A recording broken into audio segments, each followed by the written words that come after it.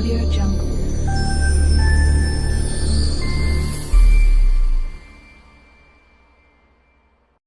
مصطفى اليديني، ممثل عصبة مكناس الأطلس. اليوم تنحضروا في واحد الحفل تكريمي ديال الممثل العزاوي محمد العزاوي رشيد، من المؤسسين رياضة الكاراتيه في مدينة مكناس.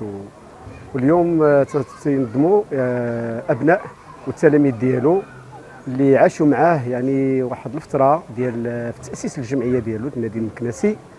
وكانت قبل من النادي المكناسي كانت جمعية سيك مكناس للكاراتيه، وهاد التلاميذ اللي هما تكونوا عنده هذه تقريبا يعني اكثر من 30 سنه ما شافوه، واليوم يعني تيحتفلوا به كاب كمدرب ديالهم بدوري كابن مدينه مكناس، وكذلك ابن رياضه الكاراتيه. اليوم حنا تنشاركوه في هذا الحدث ديال التكريم ديالو، لانني انا بدوري كبطل سابق في رياضه الكاراتيه، مسؤول في العصبه ديال مكناس الاطلس في المكتب المسير.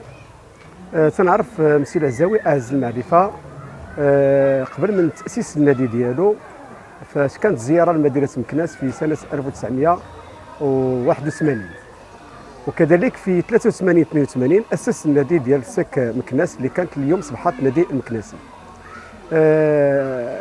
تنعرف يعني المجهودات اللي قام بها بصفته كمسؤول على التحكيم الوطني، وكذلك عضو في لجنه ديال التحكيم الدوليه، وخبير دولي اللي عطى الكثير وعطى يعني المغرب اكثر واكثر في رياضه الكاراتيه. هذه شهاده اللي تنعرفوا مسيو العزاوي. اليوم جينا كمكتب كاصدقاء ليه تنشاركوه في هذا التكريم اللي صراحه تكريم يعني كلمه في حق مسيو العزاوي، كلمه كبيره بزاف، انه عطى الكثير. اليوم كاينه تحضر يعني مجموعه من المدربين والاصدقاء اللي ما شفناهمش تقريبا 35 سنه. اليوم انا تنتفاجئ بواحد المجموعه ما منهم بطلات وابطال. مسيو العزاوي يعني كون ابطال، عطى الكثير سواء في اللجنه ديال التحكيم، سواء في التقنيه، سواء في المنتخب الوطني، سواء في النادي ديالو. اليوم تنحتفلوا به كاسره ديال رياضه الكاراتيه. بدوري كنت انا بطل سابق، يعني تنعرف مسيو العزاوي لانني بديت في رياضه الكاراتيه شخصيا في سنه 1979 بالنادي ساموراي، والحمد لله يعني بقات واحد العلاقه طيبه من هذاك التاريخ ديال فاش التحقت بالكاراتيه. ولكن في الوقت اللي جا مسيو العزاوي كان قبل ما ياسس النادي كان دار زياره للنادي ساموراي، وكان صديق ديال السي محمد أولعيش اللي كان صديق ديالو. كان دارنا تدريب يعني قبل ما ياسس النادي. هذا هو اللي سنركز على هذه الكلمه، لاننا حنا تنعرفوا عز المعرفه. فاش رجع للديار الفرنسيه، رجع عاوتاني كذلك من الديار الفرنسيه، اسس هذا النادي. كان غادي ياسسوا في مدينه الدار البيضاء، ولكن المكاتب كل واحد فين تيكتب له الله الرزق ديالو.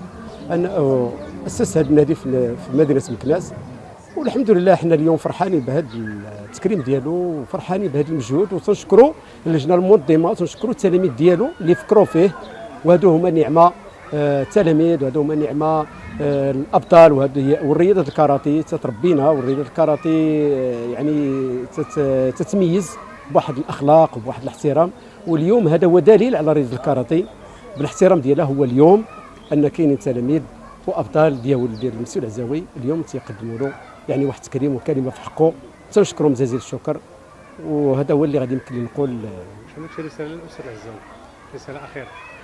تنتمنى الرساله للمسيو العزاوي صراحه، واخا نهضروا تنعياو، ولكن الرساله هو الله يطولنا في عمره، ونتمنى له التوفيق ان شاء الله، تكون الصحه ديالو ان شاء الله جيده. وهو راه دائما تيقدم خدمه لرياضه الكاراتيه، ودائما تيتعاون في مدينه مكناس بصفه خاصه، لانه فاتح الباب ديالو في الجمعيه ديالو. تنتمنى له الاستمراريه، تنتمناو التلاميذ ديالو يعني يبقاو في جنبه، لانه هو عطى الكثير في رياضه الكاراتيه على الصعيد المحلي والجهوي والوطني والدولي. يعني هذا الرجل هذا كنقولوا يعني شي حاجه كبيره في رياضه الكاراتيه. الله يطولنا في عمره، وتنشكركم حتى نتوما على المجهود ديالكم وعلى هذا الحضور ديالكم والنقل ديالكم، التسجيل ديال هذا الحدث هذا.